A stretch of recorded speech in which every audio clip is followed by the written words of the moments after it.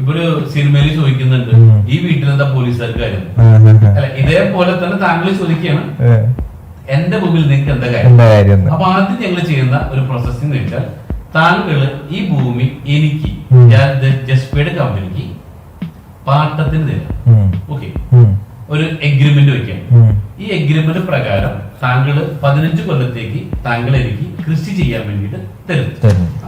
അപ്പൊ ആ കൃഷി വാട്ടവർ ഞാൻ എന്തും ചെയ്യണം, അത് ചെയ്തിട്ട് അതിന് താങ്കൾക്ക് പ്രതിഫലമായിട്ട് അവിടെ എന്ത് കൃഷി ചെയ്തോട്ടെ താങ്കൾക്ക് 5,000 റുപ്പീസ് വർഷത്തിൽ തരാന്ന് പറയുന്ന എഗ്രിമെന്റ് ആദ്യം ചെയ്യും.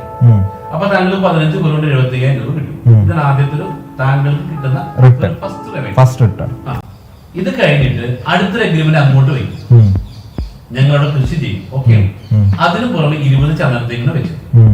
ഈ 20 ചന്ദനത്തെ ഞങ്ങള് പരിപാലിക്കും, കള്ളന്മാരെ കൊടുക്കാതെ പ്രൊട്ടക്ട് ചെയ്യും, എല്ലാം ഞങ്ങൾ ചെയ്യും.